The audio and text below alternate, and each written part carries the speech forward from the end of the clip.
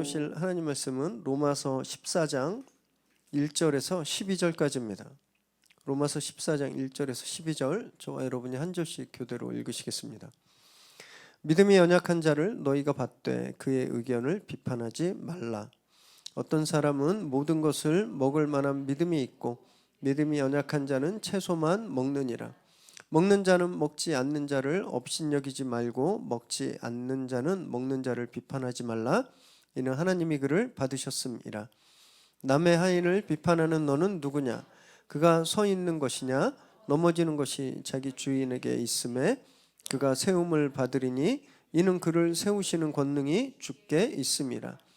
어떤 사람은 이 날을 저 날보다 낮게 여기고 어떤 사람은 모든 날을 같게 여기나니 각각 자기 마음으로 확정할지니라. 나를 중히 여기는 자도 주를 위하여 중히 여기고 먹는 자도 주를 위하여 먹으니 이는 하나님께 감사하며 먹지 않는 자도 주를 위하여 먹지 아니하며 하나님께 감사하느니라. 우리 중에 누구든지 자기를 위하여 사는 자가 없고 자기를 위하여 죽는 자도 없도다. 우리가 살아도 주를 위하여 살고 죽어도 주를 위하여 죽나니 그러므로 사나 죽으나 우리가 주의 것이로다. 이를 위하여 그리스도께서 죽었다가 다시 살아나셨으니 곧 죽은 자와 산 자의 주가 되려 하심이라. 내가 어찌하여 내 형제를 비판하느냐? 어찌하여 내 형제를 업신여기느냐? 우리가 다 하나님의 심판대 앞에 서리라. 기록되었을 때 주께서 이르시되 내가 살았노니 모든 무릎이 내게 꿇을 것이요 모든 혀가 하나님께 자백하리라 하였느니라. 이러므로 우리 각 사람이 자기 일을 하나님께 짓고 하리라. 아멘. 오늘 우리에게 주시는 하나님의 말씀입니다. 지난 설 연휴 때 넷으로 시작하는 OTT에서 제가 영화 한 편을 좀 우연히 보게 되었습니다. 제목이 안델스 서론의 생존자들이라는 영화인데요. 혹시 여기서 보신 분 계시나요? 다행이군요. 예고편을, 공식 예고편을, 물론 이 예고편은 저희 설교 동영상에 못 나가지만 이 예고편을 좀 가져왔는데요. 우선 한번 좀 보실까요? 1972년 10월 13일에 우루과이 공군 571편이라고 하는 이 전세기가 칠레 우루과이 공항에서 칠레 산티아고로 향하던 중에 기상악화로 해발 3,570m 안데스 산맥에 추락하게 됩니다. 저 잠깐 나왔던 배경이에요. 저 비행기에 승객 45명이 타고 있었는데 산맥에 충돌을 하면서 12명이 사망했습니다. 동체가 절반 두 동강 나면서 밖으로 다 빨려나가서 12명이 사망했고요. 이 사고 즉시 칠레, 아르헨티나, 우루과이 세 나라에서 수색 활동을 바로 시작했습니다. 그런데 보셨듯이 비행기가 반파되면서 무전기가 망가져서 통신을 보낼 수가 없고 저 비행기가 하얀색이에요. 하얀색. 그 설원에 눈에 띄지가 않는 2주간 그 수색 구출 활동을 하다가 결국은 포기합니다. 그래서 이때 또 그 태풍이 몰려와서 2주 동안 수색하고 생존자가 없다라고 이 구조팀이 잠정 결론을 내리고 이 태풍이 지나가면 시신을 수급하기로 하고 수색 작전을 멈춰요.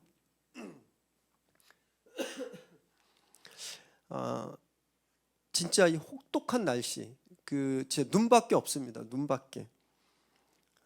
무전도 안 되고 음식도 없는 이 상황에서 이 33명의 생존자들이 점차 숫자가 줄어듭니다. 부상자들이 죽고 또 산사태가 일어나서 그 얼음에 눈에 눌려서 죽고 그러다 결국 이 추락 후에 72일 만에 이들이 구조되게 됐어요.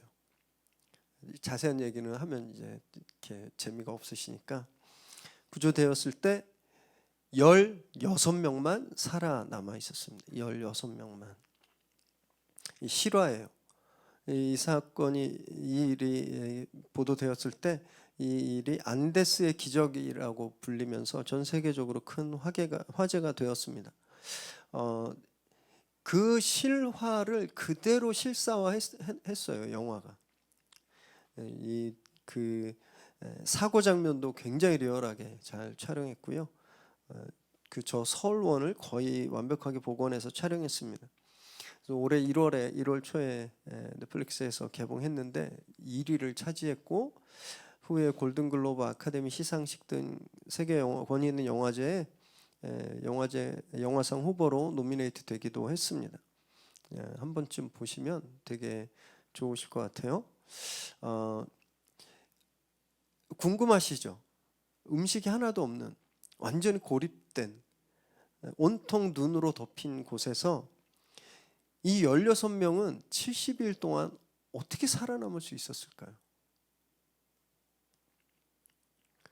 뭘 먹고 살아남았을까요? 지금 속으로 생각하시는 그겁니다. 사망자들의 육체를 먹고 살았어요.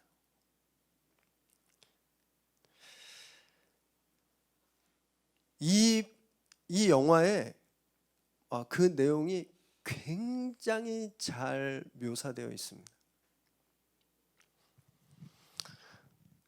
이 승객들이 이 비행기를 왜 전세를 냈냐 하면 우루과이의 아마추어 럭비 선수들이었어요. 다 친구들입니다. 그리고 그 가족들. 원정 경기하러 가다가 사고가 난 거거든요. 다른 말로 말하면 자기 친구, 자기 가족 먹었다는 거예요. 물론 안 먹고 끝까지 거부하고 죽어간 사람도 있었어요.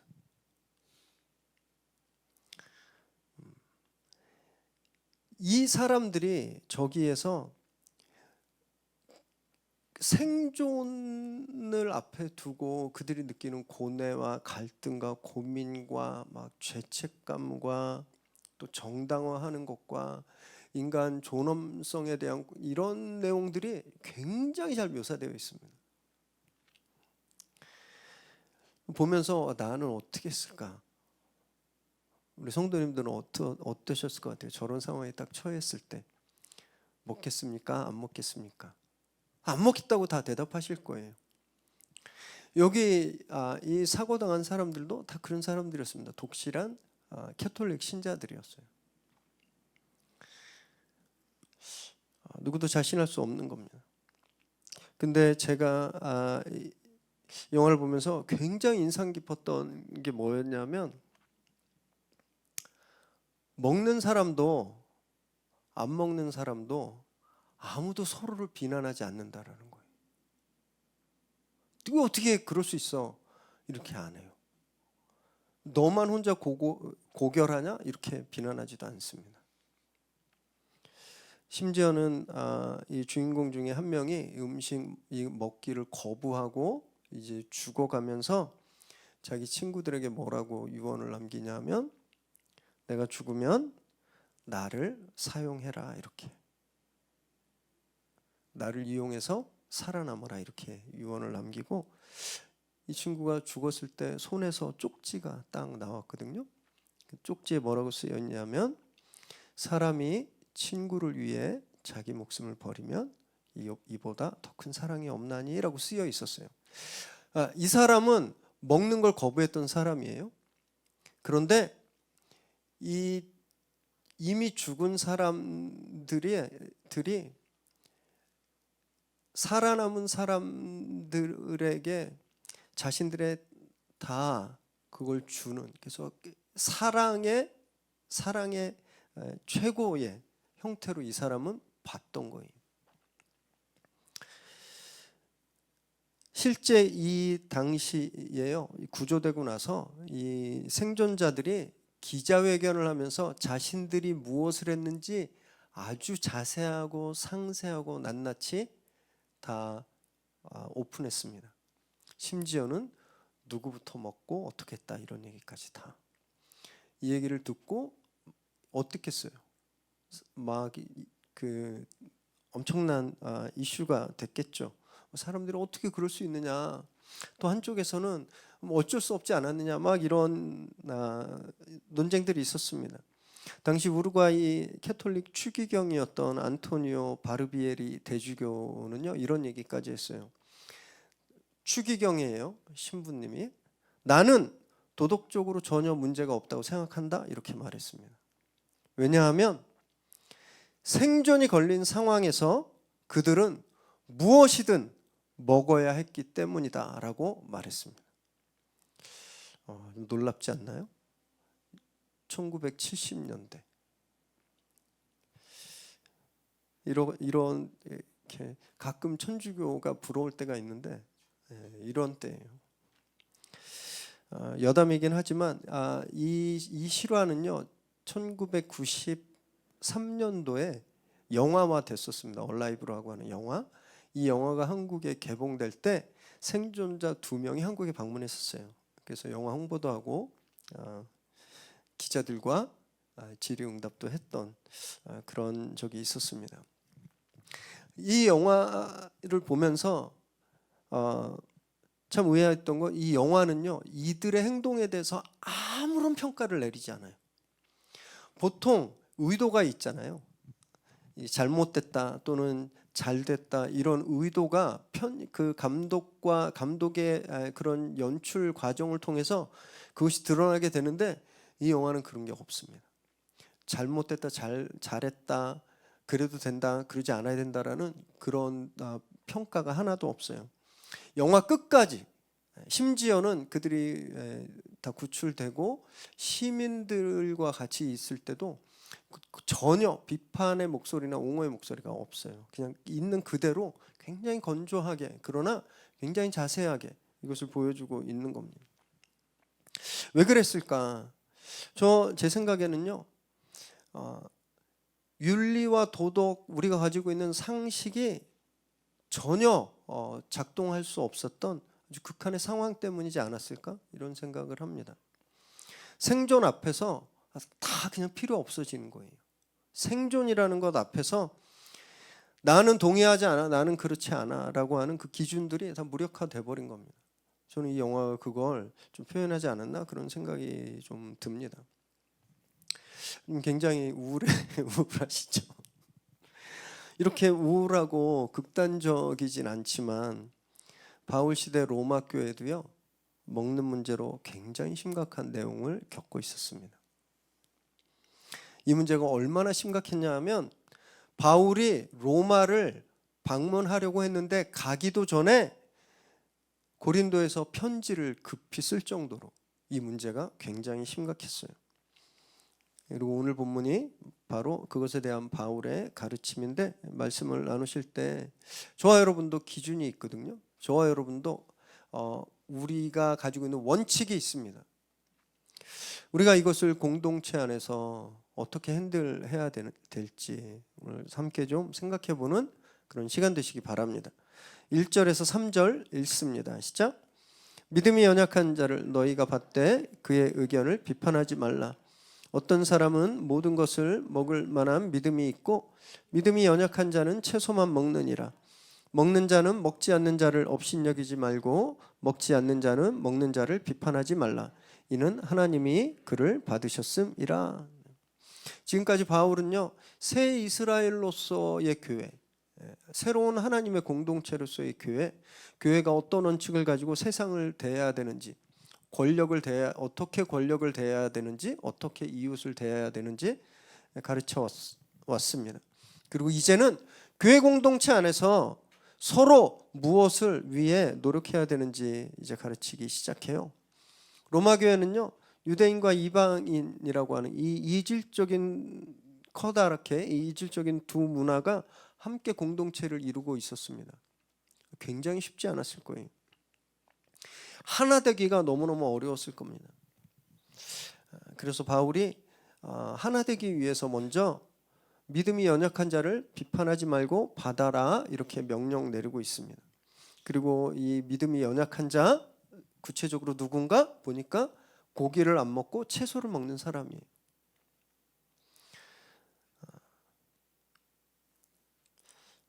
당시 로마는요, 지금처럼 이렇게 동네 마트에 가면 고기 파는 그런 부스가 있거나 정육점에서 고기를 사는 게 아니었습니다.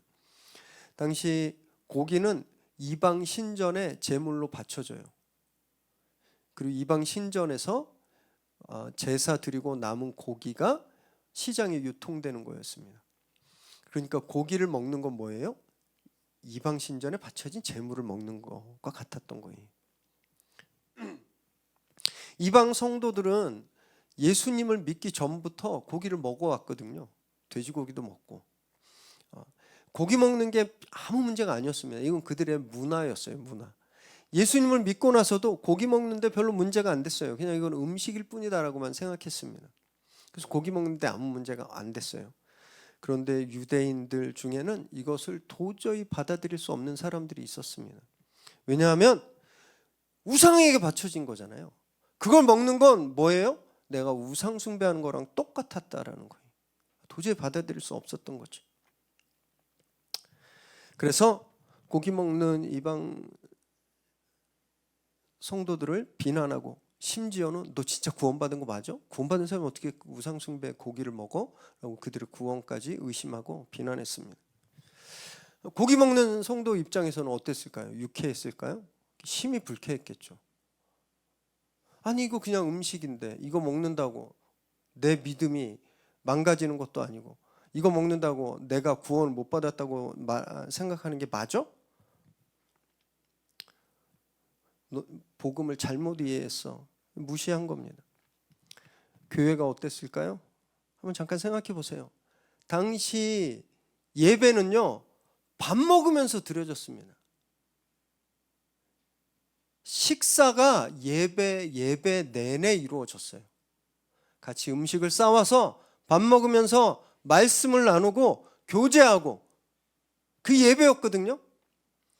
그런데 여긴 고기 먹는 사람들끼리, 여긴 고기 안 먹는 사람끼리 예배 중에 서로 음식을 나누면서 서로를 비난하고 무시했다는 거예요. 예배가 아닌 거죠. 교회가 공동체성이 완전히 깨져버리는 거예요. 이 소식을 바울이 듣고 이걸 자기가 로마에 가기 전에 빨리 해결하고 싶었습니다. 왜냐하면요, 바울이 이 로마서를 쓸 때 3차 전도 여행, 우리 사도행전 시리즈를 잠깐 기억해 보시면 3차 전도 여행의 거의 마지막 때, 이때 바울이 무엇을 계획했냐면 이번에 가서 선교 보고를 하고 이제 땅 끝으로 가야 되겠다 생각했습니다. 그 땅 끝이 어디냐면 서바나, 스페인이었어요. 지도 한번 보여주시겠어요? 자, 이렇게 지금의 지도입니다. 맨 오른쪽에 보시면 안디옥 교회가 있어요. 저기 시리아 안디옥 교회. 저기가 바울의 선교 허브였습니다. 바울은 항상 저기서 시작해서 저기로 와서 선교를 마쳤어요. 1차, 2차, 3차 다 그랬습니다. 자, 그리고 그 옆에 있는 데가 고린도 교회예요. 저기에서 바울이 지금 로마서를 쓰고 있는 겁니다. 그리고 그 옆에 가운데쯤 이탈리아 아래에 있는 데가 로마, 저희가 로마예요. 그리고 맨 왼쪽에 스페인이죠. 저희가 유럽의 끝이거든요. 사람들은 저희가 땅 끝이라고 생각했습니다. 자, 바울이 지금 고린도 교회에서 이제 복귀했다가 다시 스페인 선교를 갈 건데, 지금까지는 투르키의 지역과 유럽 지역이기 때문에 시리아 안디옥 교회가 충분히 허브 역할을 할 수 있었습니다. 지원하고 후원하고 이 허브 역할을 할 수 있었어요.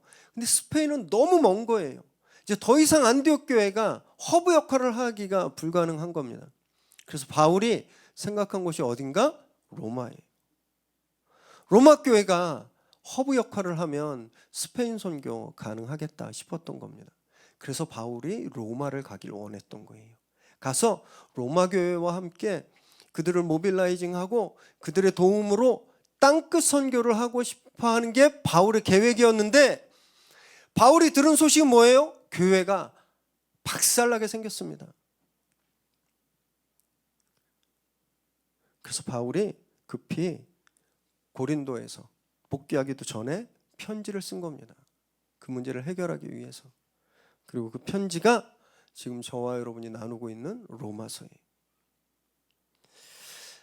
이 분쟁을 해결하기 위해서 바울이 제시하는 키워드는요, 비난하지 마라 하는 겁니다. 비난하지 마라. 이 비난하지 마라 하는 말이 14장과 15장에 계속 나오고 있어요. 비난하지 마라 하는 거. 그래서 이 14장과 15장이 로마서의 심장이라고 생각하면 됩니다. 로마서가 쓰여진 이유이고 로마서가 쓰여진 목적이고 로마서가 말하는 결론이에요. 이 로마 교회뿐만이 아니라 보면요, 존재하는 모든 공동체는요 같은 문제, 비슷한 문제를 가지고 있습니다.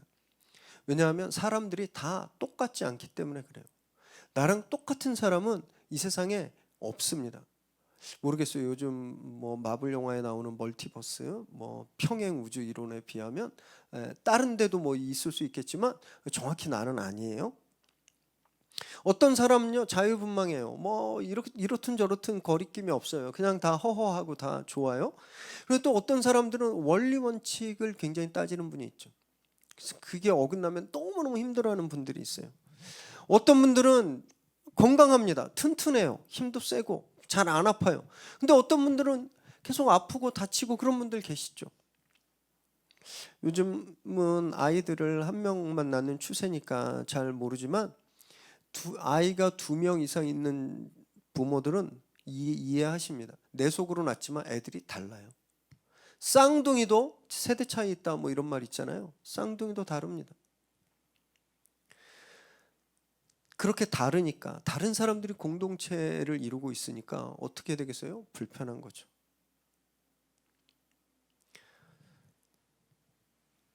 그 불편함 때문에 서로 마찰이 일어나고 다툼이 일어나는 겁니다. 바울은 그런 다툼을 해결할 수 있는 건 그냥 비판하지 말고 서로 받아들이는 거다라고 말하는 겁니다. 불편해도 그냥 그런가 보다 생각하는 거예요. 아, 저분은 그냥 저런 사람인가 보구나 생각하라는 겁니다. 그리고 여기서 막 싫은 소리가 여기까지 나올 때 그냥 꼭 참는 거예요. 우리가 왜 그래야 되냐면 3절 마지막처럼 다 하나님께서 우리를 자녀 삼아 주셨기 때문입니다. 그래서 우리가 함께 생활하는 건요, 기본적으로 불편함이라는 것이 그냥 베이스로 깔려 있습니다. 그냥 우리가 함께 교회를 이루는 건요, 일단 불편함이 깔려 있는 거예요. 처음에는 허니문 기간이 있어요. 그냥 다 오면 다 좋게 보이고 막 다 천사처럼 보이고, 어우 그 교회 가봤더니 성도님들이 다 천사 같아. 이거 다 호르몬 작용 때문에 그렇습니다. 처음 교회 와서 받는 그런 일루전이에요. 그러나 지나다 보면 다 불편함이 보이죠. 자꾸 내가 나를 건드리는 사람이 있습니다. 근데 원래 처음부터 그런 거예요. 처음에 호르몬 작용 때문에 그걸 몰랐던 거죠. 믿음의 공동체 안에도요, 안 보고 싶은 사람이 있습니다. 우리처럼 작은 교회뿐만이 아니라 큰 교회도 마찬가지예요. 큰 교회는 진짜 안 볼 수 있어요. 같이 교회 다니면서. 그런데 우리는 안 볼 수 없으니까 그 문제가 또 작은 공동체에서는 도드라지는 것뿐이지 전혀 특별한 게 아닙니다. 전혀 특별한 게 아니에요. 그렇기 때문에 우리는요, 내 기준으로 선을 딱 그어놓고 밀어내고 판단하고 비난하지 않아야 되는 겁니다.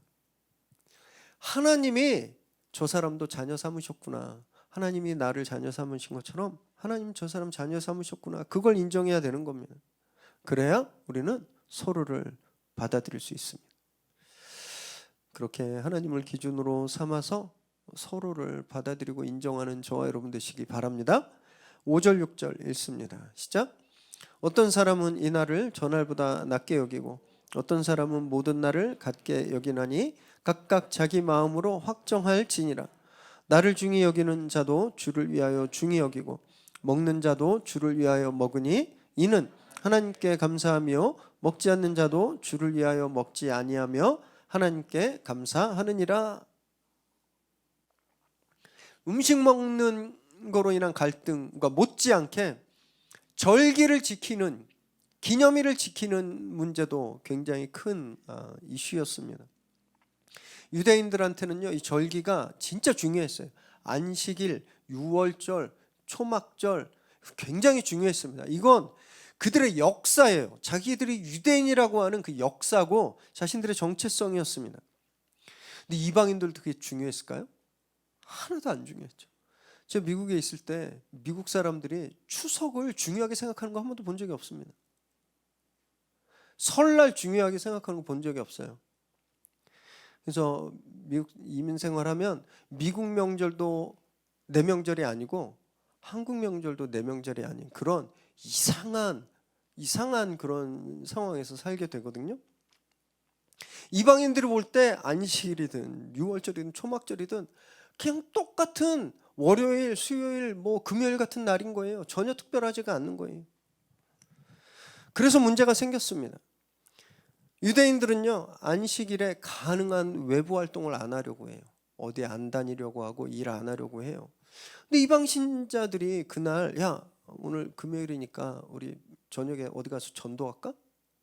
우리 야외 예배 갈까? 그럼 유대인들이 어떻게 하겠어요? 싫어. 또 아주 보수적인 유대인들은요, 관습에 따라서 절기에 예루살렘 성전으로 순례를 떠납니다. 사도행전 2장의 성령 임재 사건을 보시면 디아스포라, 세계 각국에 있는 유대인들이 성전에 몰려와 있던 거 기억하시죠? 그래서 제자들이 성령을 받고 그 나라 말로 방언으로 복음 하잖아요. 그랬던 거예요. 절기 때 이들이 세계 각지에서 예루살렘으로 순례를 옵니다. 로마에서도 로마 교회에 다니던 교인들도 그런 사람들이 있었을 거 아니에요. 근데 이게 하루 이틀 거리가 아니고 일단 한번 가면 최소한 한 달인데 거기 갈 때 이방인 교인들이 이러지 않았을까요? 야, 그거 다 제사도 폐했는데 그거 하느라고 네가 예배를 빠지고 가?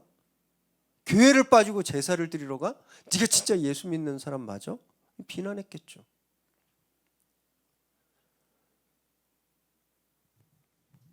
이 문제에 대해서 바울이 아주 명쾌하게 답을 주는데 각자 소신대로 해라라는 거예요. 각자 소신대로 해라라는 거예요. 먹고 싶으면 먹어. 하나님한테 감사하며 먹어.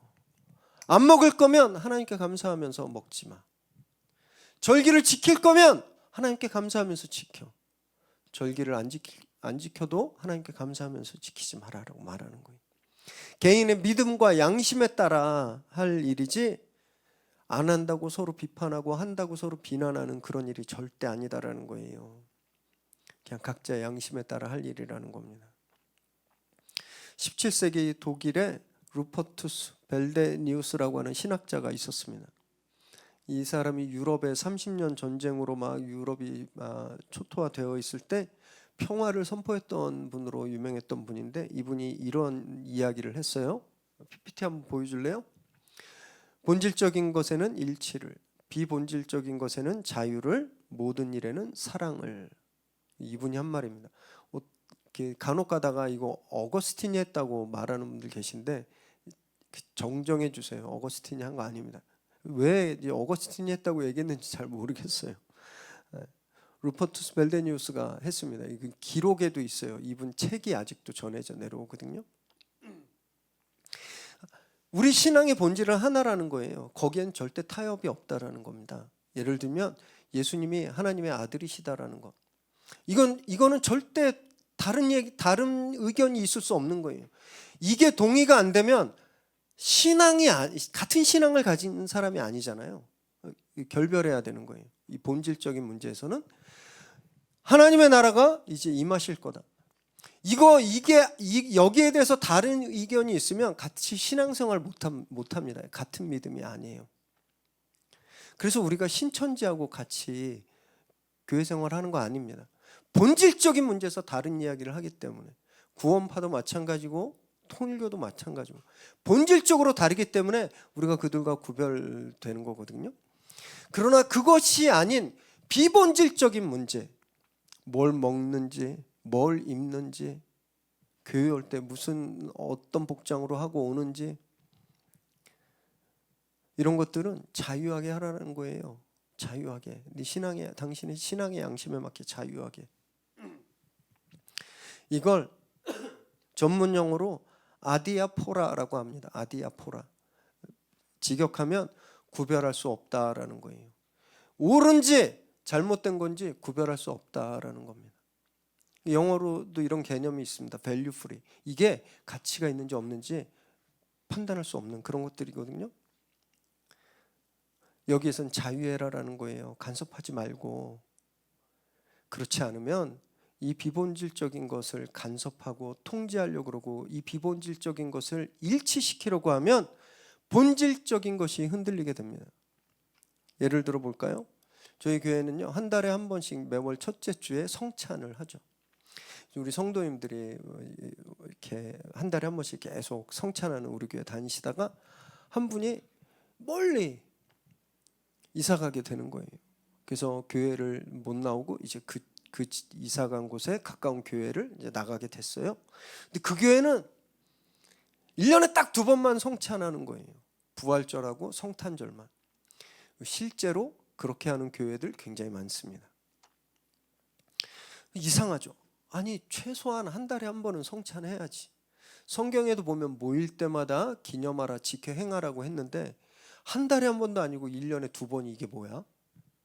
그러면서 막 교인들한테 좀 잘못된 거 아니에요? 목사님이 신학을 어디서 잘못한 거 아닙니까?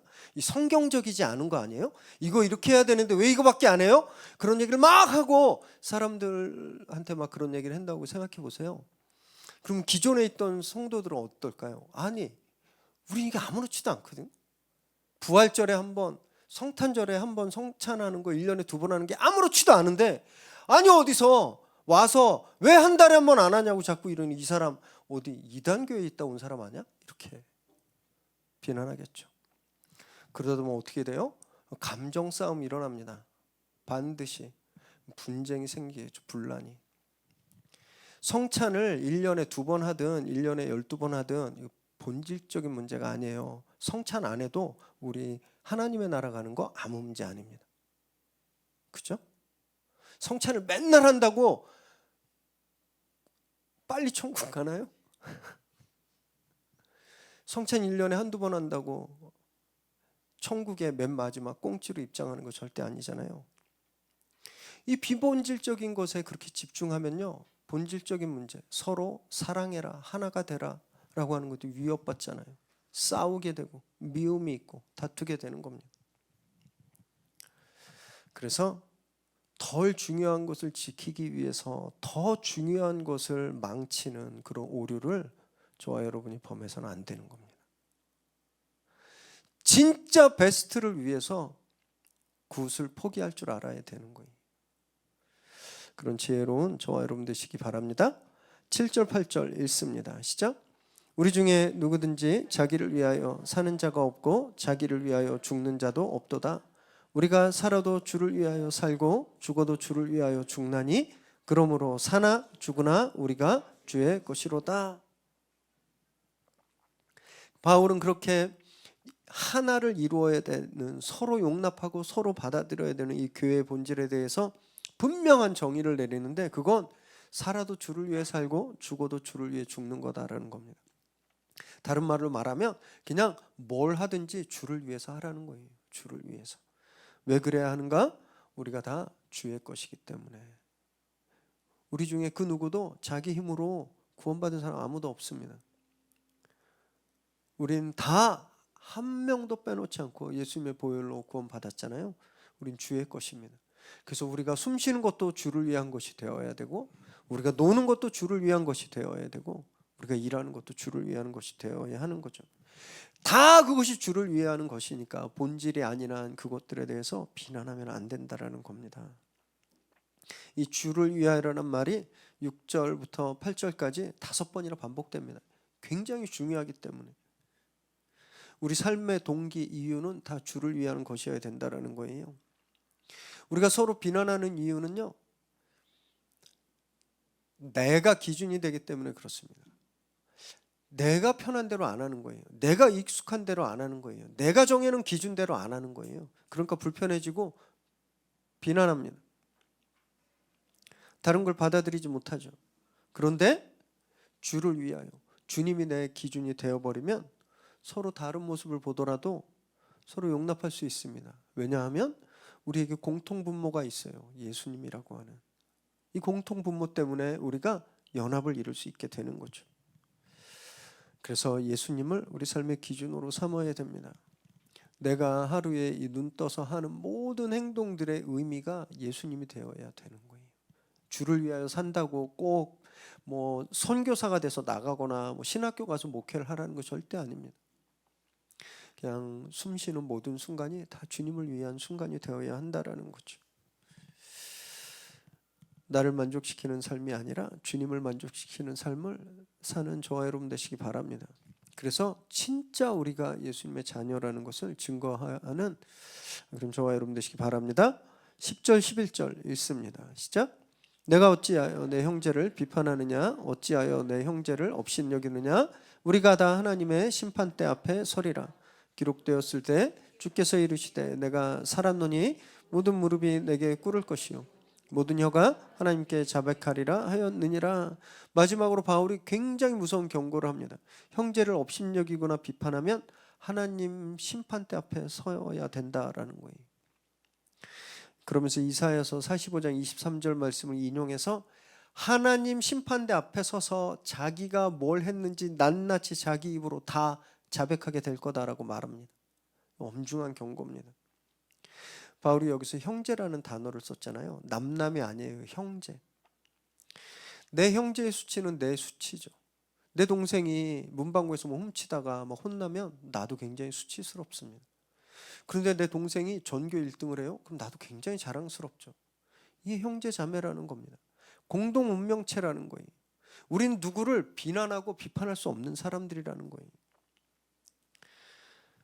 진짜 속상한데 지난주에 아시안컵 4강에서 우리 끝났잖아요. 보신 분들도 저와 똑같이 속이 터지셨을 것 같은데 이해가 안 됐어요. 우리나라 국가대표 축구 선수 지금 이 팀은요 한국 축구 역사상 가장 잘하는 선수들이 제일 많은 김민재 제가 제일 좋아하는 선수인데 김민재가 역대 아시안 선수들 중에 최고의 몸값을 지금 받고 있습니다. 손흥민 선수보다 더 많이 받아요 지금. 손흥민, 이강인 할 거 없이 메인 정말 빅 리거에서 뛰고 있는 그 선수들이 다 있는데 월드컵도 아니고 아시아에 진짜 어디 붙어 있는지도 모르는 나라들이랑 축구하는데 너무 못하는 거예요. 그래서 이거 감독 탓이다. 그냥 바로 알겠더라고요. 전술이 없으니까 선수들이 어떻게 뛰어야 될지 모르는 거예요. 계속 같은 문제 경기할 때마다 계속 같은 문제 제기를 사람들이 했는데 하나도 안 바뀌었어요. 결국 4강에서 멈췄죠. 그래서 막 사람들이 막 축구협회 그다음에 감독에 막 비난하니까 갑자기 영국의 옐로우 페이퍼라고 하는 다른 사람들 찌라시 같은 신문을 통해서 4강 경기 전날 이강인이 형들한테 대들어가지고 손흥민 손가락을 삐게 했다 이런 얘기가 거기서 탁 터져 나온 거예요. 그래서 기자들이 그 기사를 보고 아침에 8시 반 축구협회 사람들이 출근하기도 전에 전화를 했더니 맞습니다. 선수들이 싸웠습니다. 이렇게 얘기해 버린 겁니다. 그래서 그날부터 일파만파 엄청나게 신문과 방송에 그냥 다 선수들이 싸웠다. 그 어린 선수가 버릇이 너무 없다부터 시작해서 완전 악마화 됐잖아요. 급기야는 감독도 자기들이 4강전에서 진 건 선수들의 불화 때문이었다라고 얘기까지 했습니다. 너무 기가 막혔어요. 여러분, 우린 잘 모르지만 그 계통에 있는 분들 얘기를 들으면요, 선수들 맨날 싸운대요. 맨날 싸운대요, 라커룸에서. 그래서 모든 감독들이 라커룸에서 일어난 일이 밖으로 나가면 니넨 다 죽어, 이런 얘기를 맨날 한대요. 맨날. 그리고 혹시 그 투닥투닥 거린 얘기가 나오면 구단에서는 그런 일 절대 없다고 이야기한대요. 선수들을 보호하기 위해서. 생각해 보세요. 한참 막 혈기왕성한 나이에 그것도 막 몸을 부딪히는 거친 운동을 하는, 그리고 각자 자기 영역에서는 탑이에요. 탑.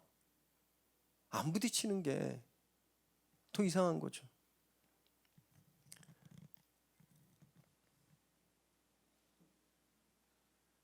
자기들한테 막 공격이 오니까 선수들한테 화살을 다 돌려버린 거예요.